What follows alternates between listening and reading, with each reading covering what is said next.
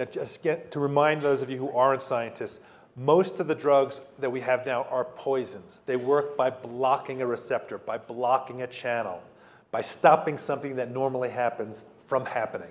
Certain central nervous system is in our brain, highly integrated, extraordinarily complex.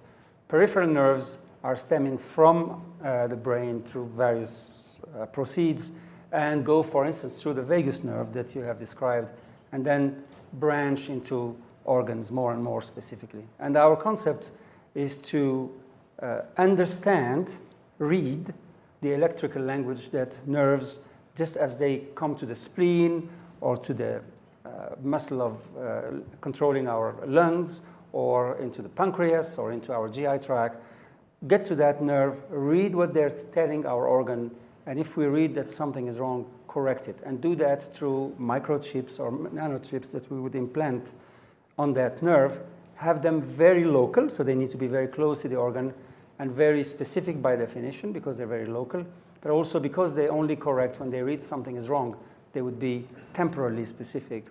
And there would be no compliance issue because they would be there with the patients all.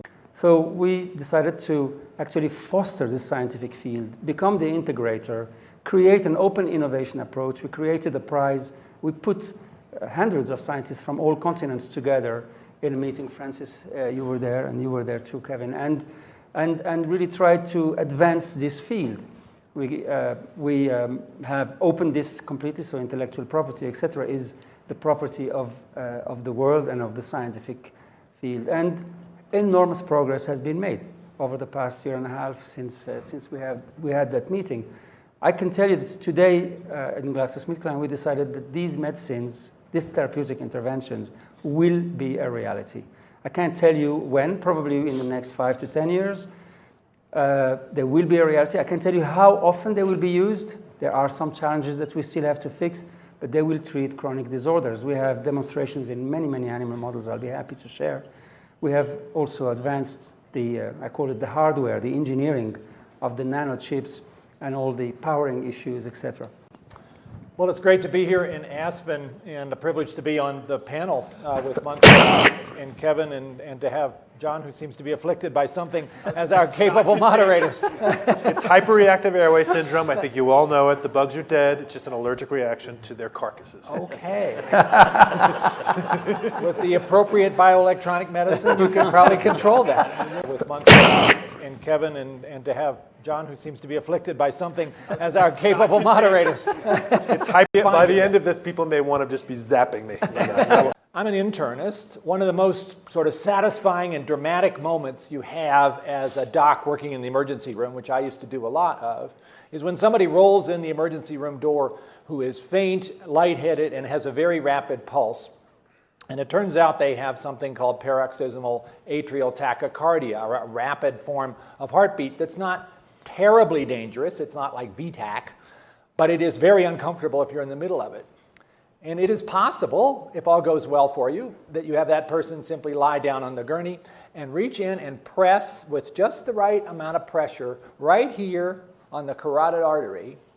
And within a minute, you can break that tachycardia and that person is back to a normal rhythm. And you feel like a magician. How does that work?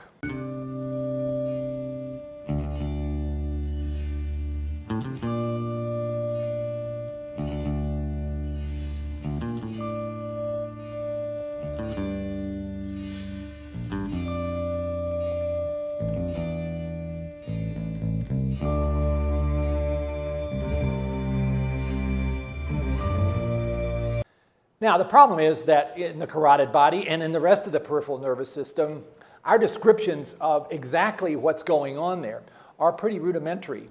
If you go to Wikipedia, which I just did for fun of it, and looked up the vagus nerve. So what's the vagus nerve? Vagus nerve is one of the cranial nerves, comes out of the brain. It's cranial nerve number 10. And it is probably the big daddy here when it comes to what we're talking about today, because it carries a lot of this parasympathetic kind of signal, the kind of thing that maybe is involved in the immune system, is involved in gastric contractility, is involved in blood pressure and so on. The vagus for wandering, by the way, because it wanders all over the place after it leaves the brainstem. It's got all these branches. Go to Wikipedia and look it up. All the diagrams look like they were drawn in 1920. They were. Because they were. Yeah. And we haven't gotten past that. We can sort of maybe say what the path of the various branches is, and it's pretty clear that they're not quite all the same in everybody, so we have a personalized medicine issue here as well, just got to say that. But what we really need, if we're going to try to understand how to intervene, is a much more sophisticated way to measure what's going on there. And that means getting the anatomy squared away, the neuroanatomy. And that is, in fact, going to require a lot of technology that we are starting to invent, but we have work to do. That vagus nerve is not a nerve. It's actually within it hundreds of thousands of individual nerves that are going to different places, some of them sending signals, some of them receiving signals. If you really wanted to understand the system, what you'd like to have is a technology, this is our dream, that you would wrap around that nerve that would actually sample everything that's going on there without interfering, that would both be able to read what's happening and also send messages to change what's happening. And do that for the individual, because there are going to be differences you might want to have to tune. That's going to take an incredible advance in nanotechnology to be able to do that. But there are engineers and neuroscientists that are champing at the bit to get there. So I give Kevin and Moncef a lot of credit for getting the idea of this bioelectronic medicines initiative together, and Moncef putting resources from a private company into this effort and then insisting that everything has to be open access. That doesn't happen all the time, and I think should be very much applauded. And we did, in fact, at that meeting a year and a half ago, conclude that it's time to really make a push here, and this is a place where NIH can make a contribution. We have something called the Common Fund, which is a part of our budget, which is intended to tackle projects that no single part of our institution could handle, but it might benefit across the board quite widely, and this seemed like a great example of that. So we have initiated a program called SPARK. And this is where we enter the subject of AllSpark mutation, a deliberate or unintentional way to reanimate Earth's machinery as transformers by the AllSpark. It's not the greatest acronym, SPARC. You can get the electricity feeling here, but when you find out what it stands for, it's a bit of a stretch. It's Stimulating Peripheral Activity to Relieve Conditions. SPARC. I'm sorry, it's the best we could do. We're government people, you know, give us a break. I got to say, our colleagues in DARPA are also engaged in this, the Department of... You've got this human genome project. We know what people's genomes are.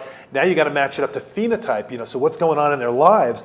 And these gizmos and maybe this technology can help us have databases, I know that's a scary word, databases of health, which help us put it all together and figure out, you know, what's going to happen to who, what should we do when. But of course, I would be remiss if I didn't bring up the topic that I'm sure all of you are thinking right now, which is you've got these, you're hearing about chips implanted in bodies. So I've got to ask you, Kevin, and then we'll flip it to the audience. Any possibility of people hacking into other people's neurological systems and causing mischief? Not that anybody has that type of mentality in our planet.